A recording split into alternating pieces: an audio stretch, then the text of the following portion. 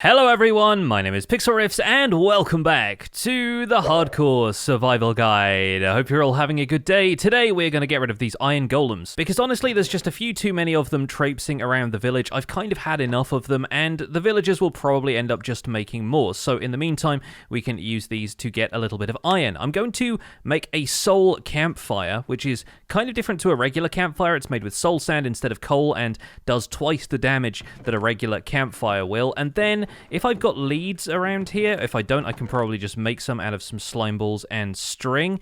We are just going to lead the golems onto a campfire to kill them. And an iron golem's hitbox is so large that we can probably put them in a space surrounded by fences on top of a campfire like this, and if the golem just deleted that fence from existence, we should just be able to drag them into here and they'll take damage on the campfire no matter where they're standing. So I'm going to place a block here, let's say. We use the lead on this guy, we just drag him over the fences here and he starts taking damage on the campfire. Once he's inside of this fenced off area, he's just going to take damage on that soul campfire until he dies. And it's a bit tragic, obviously. You see them cracking and everything. It's like a bit of a traumatic experience. But honestly, there are so many iron golems in this village now. They almost outnumber the villagers. And frankly, it's been kind of distracting for me because I've had to worry about doing my intro where I like punch the sky a couple of times. I always worry that there's going to be an iron golem that just wanders in front of me. I punch him, he hits me twice, and that's my hardcore series over. So we're just going to deal with these guys in the meantime, and more iron golems will show up in the near future. And with that, we've destroyed basically every iron golem in the village, except for the one who's inside my hobbit hole, because I honestly think it'd be too much of a pain to move him at this point. But don't worry,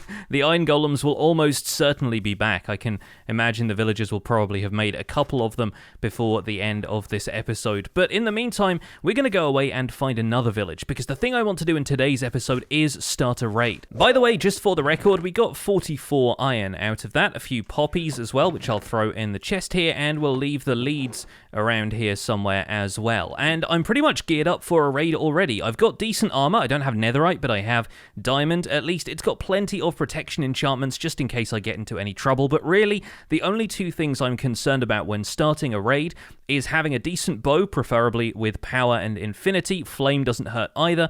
And having a bucket of lava. With those two things, or at least a decent bow and a good supply of arrows, you should be able to take care of a raid, no problem. We will also be bringing a bed with us, because we will need a bed to skip through the night and make sure we don't encounter any mobs other than the mobs that are part of the raid. And now we need to go exploring a little bit to find both a village and a nearby pillager outpost. Villagers can spawn in 5 biomes of the world, which are also the same biomes which can spawn at pillager outposts, and those are plains, taiga, savanna, desert, and tundra, the snowy biomes of the world. I'm going to start with this taiga, which is obviously closer to our spawn point, mostly because it's the nearest thing to the area we've been working in with that plains village, but I don't really want to involve the plains village in a raid if I can help it, and the taiga is the closest other biome that could potentially have a village. We may not encounter a pillager outpost in this biome. It looks like we are reaching the outer edge of the taiga and coming out into a regular forest over here, but it's worth staying high up in the air to look out for telltale signs of either. Taiga villages often have campfires in them, so you can sometimes see a plume of smoke rising in the distance that will indicate there is a taiga village nearby. And it's also worth noting that I've now updated the world to the latest version of Minecraft, which just released on Tuesday. This is Minecraft 1.17.1. There are a couple of bug fixes and minor changes in this update. Most notably, I think that the drowned now have a higher chance of dropping copper ingots, so there's potential for us to do a drowned farm at some point in future and get higher rates of copper. There's also a couple of fixes related to emerald ore generation in mountains, diamond generation in the rest of the world, but nothing we really need to concern ourselves with too much. The major updates only come in the full numerical releases, not these 0.1, 0.2 kind of releases, so for the most part our world is going to be largely unchanged. One other small repercussion of this is that I'm not working with the Optifine mod anymore, because Optifine takes a little while to update between these smaller releases. We might see an Optifine release as soon as a couple of days from now, but to be honest, I'm fine just working with vanilla 1.17.1 in the meantime. But we interrupt our search for a pillager outpost to bring you some very exciting news. I found this ruined portal on the shore of a really quite cool forest area next to the ocean here, and when I looked in the chest, guess what we found, friends? It's an enchanted golden apple and some really awesome gold gear, actually. Like, it's quite rare to find one of several different types of tool and 2 pieces of gold armor, plus one of those. So I brought my ender chest with me. That is going to go in the ender chest, and of course we need to remember, if we're going to bring the ender chest with us elsewhere, make sure to have silk touch on a pickaxe so we can retrieve it again without it being broken down into obsidian. I'm going to leave the rest of this gold equipment here because I don't really need any of it right now, but that is honestly a pretty spectacular find. Enchanted golden apples are pretty rare to discover in any situation, so I'm pretty happy with that. We've also got a shipwreck right here, which could potentially have some good loot in it. We've already got moss blocks, of course, but there could be a chance for a buried treasure map and a few other things. Got a handful of emeralds, gold nuggets, and iron. We could also go looking in the hold down here for the buried treasure map, which seems to have actually been buried itself, and it looks like we've got one in there. But yeah, we're going to throw all of that stuff into the ender chest. We'll deal with that later. We need to stay on our primary objective, which is finding a village and a pillager outpost. Well, not too far away from that portal and shipwreck, here is the village component. This looks like a lovely, idyllic plains village. I am thinking this could potentially be a good site for our raid, actually. It's defended on a few sides by the water here. The enemy would only be able to come from the mountains over there or any of the plains biome around here. So I'm thinking maybe we can use this as the site of our raid. Yeah, there's definitely some interesting generation here. The village is sort of half generated going up into the mountains here, and they've got 2 village bells, one of which I think I will probably take, but the other one we can use to ring. This will cause a lot of villagers to run home to their houses, and then we can use some of the wood I brought with me to simply block up the door. And this guy looks like he wants in with the other 2, so yeah, let's let him go in there as well, and they can just get safely shut in there while the iron golem patrols on the roof. Looks like this librarian here didn't get the memo, so let me ring the bell for him as well. Yep, there we go. He's paired to a nearby bed and should end up going into this house right here. He thought about it there for a second, but he's decided against it. My friend, get into the house. The pillagers are coming soon. There we go, finally, he's in the house. All right, and now we've locked him in there. He should be totally fine. There are torches in there, making sure that nothing is going to spawn, and it looks like we don't have too many other villagers here in the village, so that's totally fine. I'm going to just break a block out here and put the lectern in there with him, so he keeps that as his profession, because, I don't know, he might have some good trades, and if not, honestly, we need to have a villager with a workstation nearby for this to really count as a village for the sake of the raid, so we're going to leave that there, and we're going to go out in search of a pillager outpost, which hopefully should be somewhere nearby. But actually, before we do that, we need to take the coordinates of this village, negative 1730, 650. It's looking pretty accessible from here, I think. Let's go and look for a pillager outpost, because we need to get the bad omen status effect. Ruined portal check number 2, right here on the edge of this dark oak forest. It, at the very least, has a gold block, which I will grab while I'm here. So let's see what we've got in there. Regular golden apple, okay, still pretty good. And a golden pickaxe with silk touch, which will get you about 40 blocks of natural stone before it just breaks. But yeah, not bad. 2 for 2 on golden apples today. One of them slightly more enchanted than the other one, but still, not bad. And a lot of people seem to get really excited about the fact that I'd seen a tall birch forest biome in the background of the first episode we were in this world, and why I didn't get excited about these. And to be honest, I find them a little bit bland, but I do also find them quite frequently. We just stumbled into another one here. We're about 2,500 blocks out to the west, and yeah, they're just not that interesting to me. And at this point, I have been so far around the world that I've actually found a desert biome and a mesa that are closer than the ones that we actually just made a nether portal out to. So this right here is actually a fairly small desert biome, but it's definitely a desert biome because we have a desert temple here. It's right next to a giant mesa. I'm going to call off the search for the pillager outpost for now. We're going to raid this temple and see if we get anything good. Another golden apple, very nice. Bunch of the usual stuff, sand, string, and bones. And yeah, looks like a lot of bones. Couple of saddles, not really a whole lot to write home about. But man, again, 3 for 3 on golden apples. Maybe this is Minecraft's way of telling me I should be a little bit more cautious about this raid, huh? But hey, it's not every day you dig out of a desert temple directly into a mesa. So it's got that going for it. Still no sign of a pillager outpost though. The search continues. Finally, oh my goodness, and we've actually found the first snow biome of the world. I don't think I've encountered a snow plains. Even when I was scouring the world's oceans looking for a desert in the first place, I can't remember if I ever stumbled upon a snowy biome, but at last we have found a pillager Outpost. Now, these are one of the two places pillagers and pillager raid captains can spawn. The raid captains are notable by the fact that they have an ominous banner on their heads, almost as like part of the uniform. And these guys are the crossbow-wielding pillagers that you may be sort of familiar with. You attack a couple of them, they're not that hard to take down, but they have strength in numbers. Getting surrounded by these guys all wielding crossbows is no joke. And they occasionally show up as Pillager Patrols, which is the other way that you can run into a captain. Oh, we got an ice spikes biome over there as well. That's probably worth checking out at some point. But the Pillager Patrols are the other place you can encounter a raid captain, and to be perfectly honest, it might have been faster for me to wait around for a patrol to spawn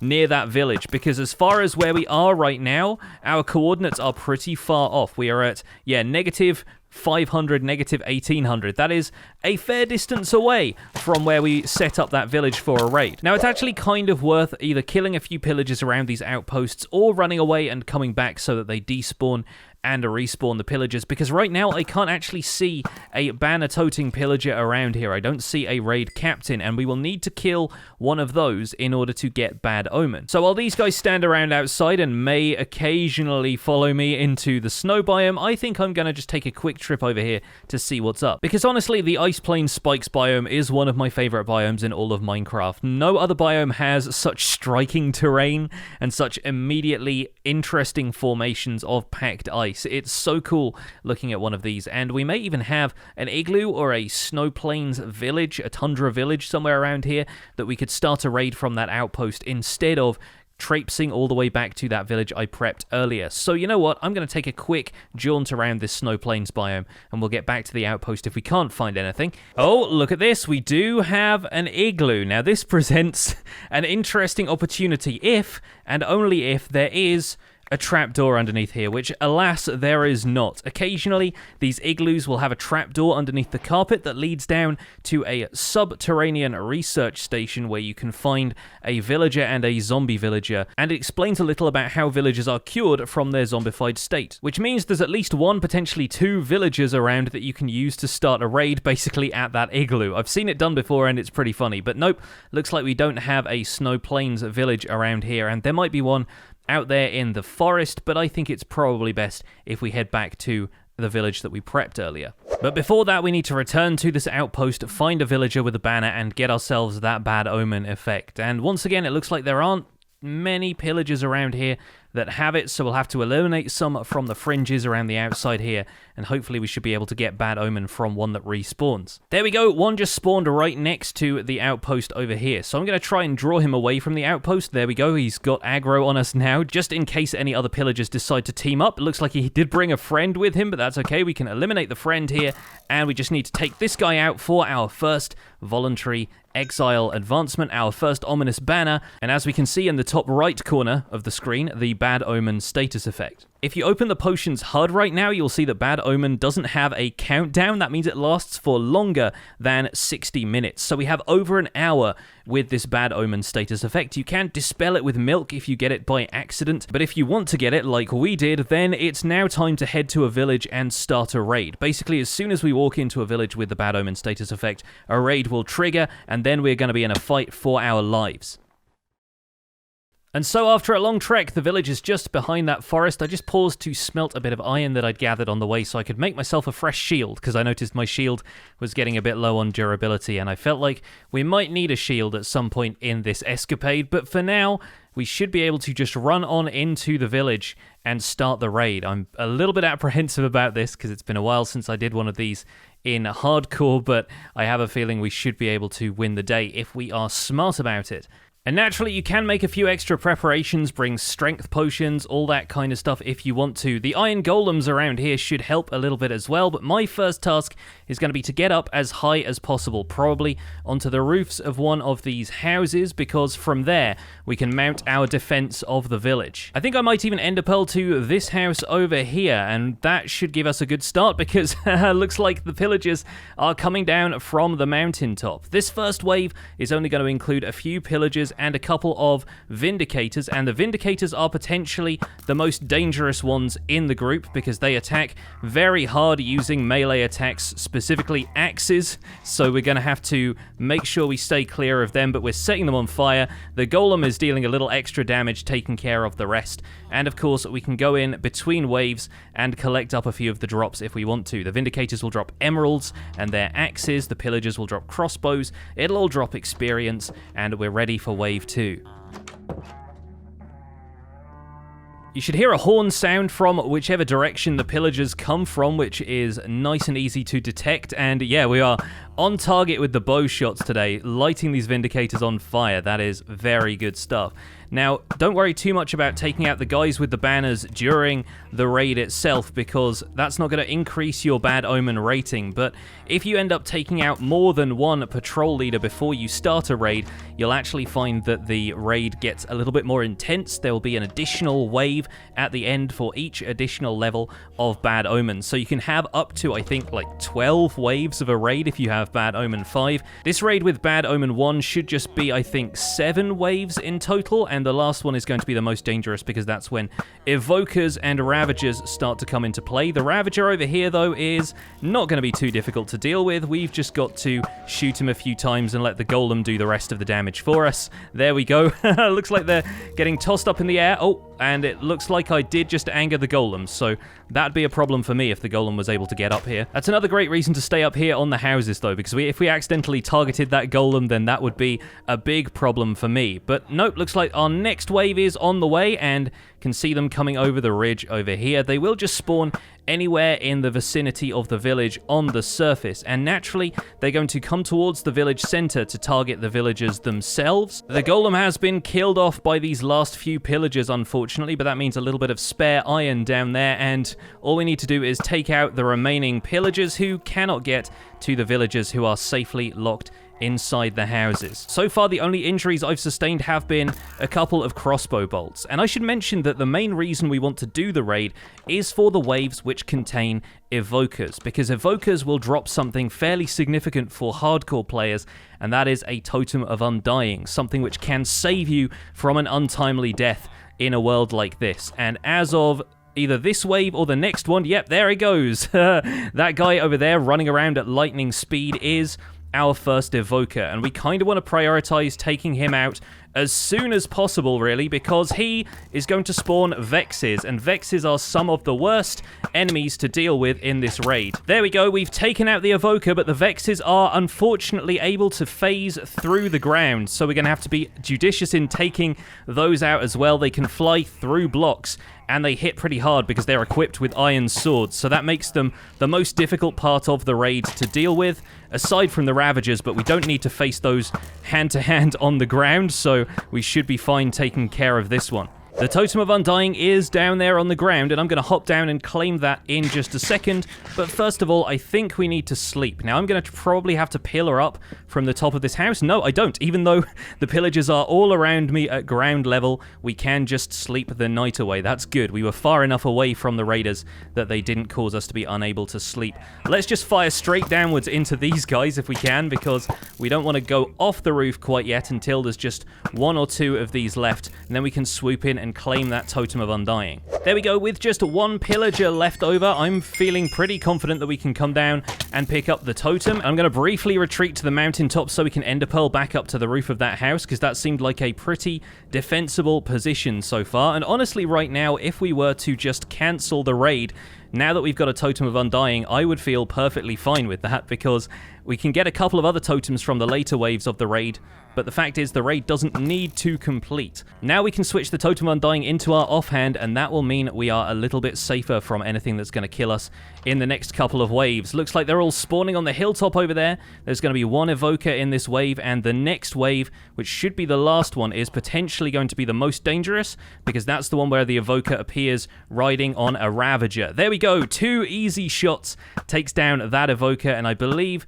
that is the only one we need to worry about in this wave of the raid, so I feel a lot happier knowing he is taken care of. But as with a lot of Minecraft, keeping the enemies at range is honestly the best approach to dealing with one of these raids, because most of the enemies are going to be trying to deal melee damage. I'm going to end a pearl over there to grab our second totem. Yep, we've got 2 of those now, and they don't stack, unfortunately, so we are going to have to keep that one in our inventory just in case. But that is my last ender pearl. Going to eat a golden carrot here, and maybe have the ender chest on standby in case we need that enchanted golden apple. But it sounds like the next wave of the raid may have spawned on the other side of this mountain. I heard the ominous blaring of the horn from the other side over there, so I'm wondering if they are just going to be stuck over there, or if they're going to be able to come over the top of the mountain and down into the village. I'll be honest, this feels like a little bit of a trap, but I'm not seeing them coming over from the other side, and a couple of them have even taken damage, which I presume is a little bit of fall damage. Now, if I can, once I've collected up all of this stuff from down here, I'm going to hop over the other side of this mountain, and we might be able to get away with finishing the final wave of the raid by pouring lava down onto the raiders. This is especially good if you're in a defensible position like we are right now. And I have a feeling, oh, there's another half of the village over here that I didn't even spot. Well, that's good news for me, because since the evokers are down here, I can take a couple of easy shots at them, and we should just be able to take them out from range. One other thing we can try and do, since it seems like a lot of the pillagers are down below us right now, is pour lava down onto them. If any of them have managed to cluster around the bottom of that mountain area there, then they should all just be set on fire by running into the lava. And it looks like we're at least managing to damage the Ravager that the evoker is riding, although the evoker itself may be a bit of a problem here. I'm going to pick up the lava and move it over to the other side here, because I feel like that's a slightly more tactical location for us to pour it from. There we go. Looks like a lot of the pillagers were running around down there, but it looks like we've managed to get through a decent chunk of the raid health bar without taking any damage ourselves, which is very good news. I can see a Ravager spinning around down there. Looks like we've taken the Ravager out as well. I don't see an Evoker. I think there's a Witch and a Pillager down there, but the Evoker may just be laying low, and they are the most dangerous part of these raids. So I'm going to need to be careful if I get any closer. We can take this lava away now. It's probably done its job and set fire to half of the village that was apparently under this overhang. Let's take a look around from this other side where, yep, I can see a Witch and a Pillager, and that is pretty much it. Well, from this distance, I can definitely take the Witch out. They will drink fire resistance potions once I set them on fire, but all I need to do is a little bit more damage and the Witch is taken care of. But apparently somewhere down here there is still a Pillager or a Ravager or some sort of mob alive. Yep, we've got a Pillager right there. He's just walked into the lava, so we can take care of him. There is another Totem of Undying around here, which I would absolutely like to get if I can avoid stepping into the lava myself. Let's chuck out my old shield. We won't be needing that at this point. There are 2 raiders remaining in this final wave of the raid. I don't know exactly where they are. I have a feeling they are still down here, maybe cornered by the lava, or maybe they're just hiding in a gully somewhere that I haven't been able to spot. Maybe a couple of them managed to get around here to the village. Yep, looks like they did. We have 1 pillager, we have 2 pillagers, and those are the final mobs of this raid. One of them's going to get a shot on us, the other one goes down nice and easily, and the raid bar does not refill. We have won a pretty decisive victory, thanks to the tactic of just standing on a house and shooting at them with a bow. But these villagers are now going to be incredibly happy with us. We've earned the Hero of the Village status, and if we end up seeing any of these villagers, like this guy for example, any of them that have professions will start throwing objects related to their profession at us. So librarians might occasionally throw bits of paper or something like that. You'll find that other villagers like farmers will throw you food. I believe stonemasons throw you clay. But honestly, the Hero of the Village mechanic isn't all that reliable. You don't get a huge amount of stuff from it, and it was never really the point. The point was to acquire these. Now that we have Totems of Undying, we are able to cheat death, basically. Anytime we are in a situation where we might be near death, if we have a totem in our main hand or offhand, we will be... Oh, no, he just threw us a book. Fantastic. Maybe he was waiting for my inventory to be a little clearer. But anytime we have a totem in our main hand or offhand, we will be able to avoid death. Anytime you lose all of your hearts, the totem provides you with a few extra hearts, some regeneration, some fire protection, and I think even a bit of resistance, so whatever is damaging you doesn't have a chance to kill you again pretty much instantly. And while a lot of players do rely on these in hardcore, I'm not going to be carrying one in my offhand all that much. I will tell you some more of my thoughts on Totems of Undying a little bit later, but for now I'm fine having a couple of them at least in my possession. So I know that if we're going to go into a scary situation, we can have one in our inventory. If we need to swap it into our offhand at a moment's notice, we can, and that will hopefully be our lifeline that means we don't end up losing the world. But while I have this Hero of the Village effect active, I might as well head back to my village. I think I'm heading in the right direction at least, and maybe if we walk around with an open inventory, we might get a few other bits and pieces from the villages that I've already curated back at the area with the hobbit holes. Hello villagers, your hero has returned, and they're all just working right now, so I'm going to be hopping up here and putting some stuff away in chests. I have a bunch of junk on me from the raid. We'll probably stash the totems somewhere useful, like here in my ender chest, so let's put 2 of those in there. We'll save 1 on us in the meantime, and of course we got some emeralds and whatnot left over as well. Let's put all of the wood and junk in here. I was potentially going to use some boats to trap the pillagers if we needed to, but looks like we didn't really need to in the end, and I think that should be enough room. So as we walk around the village now, we'll find that some of the villagers decide to chuck us some materials that are related to their professions, and they'll also give us a few nice discounts, which is going to be good if we want to do a little bit of stick trading while we are here. We might also get some discounts on some diamond tools. It's not quite as good as the discount you get for curing a zombie villager, but it's basically like a third off some of the prices of the books here, and while they won't give you any more of the items that you trade for a single emerald, it is certainly nice to have a couple of discounts and a little bit of free stuff. So I'm going to use this to probably just buy a bunch of golden carrots from the farmer, considering that I spent so much time running around looking for that Pillager Outpost and the village that I ran down about half of my supply of my stack of golden carrots that I had on me at the time. So I did promise earlier to share my thoughts on Totems of Undying with you, and honestly, I think they're really great to have, especially in a hardcore world where one mistake could cost you the entire world. But the majority of the time, I'm still going to be playing with a shield instead of having a Totem of Undying in my offhand at all times. And the main reason for that is that I'm not in life-threatening situations a huge amount of the time. And when I am, I often find that having a shield and being able to block incoming attacks actually works a little bit more effectively than the totem, because you can prevent damage being done to you in the first place instead of just preventing one instance in which you could have died. Now, if we fall in lava in the nether and I don't have a fire resistance potion on me, you better believe that I'm swapping that into my offhand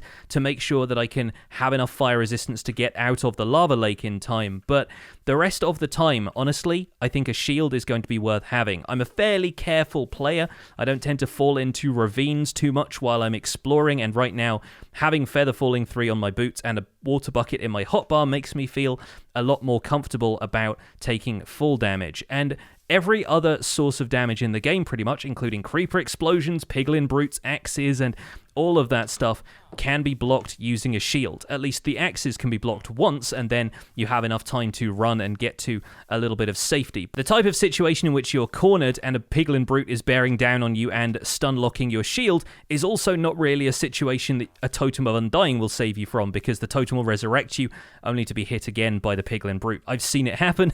It's not pretty. So honestly, I don't see myself using a Totem of Undying in every episode of this series, and if people ask in future why aren't you using a totem, that's going to be my response. But folks, for now, thank you so much for watching this episode of the Hardcore Survival Guide. I'm glad that we at least have some totems in our possession now, and hopefully we'll be able to avoid any unnecessary deaths with those later. But for now, thank you so much for watching. My name has been Pixlriffs. Don't forget to leave a like on this video if you enjoyed it. Subscribe if you want to see more, and I'll see you guys soon. Take care. Bye for now.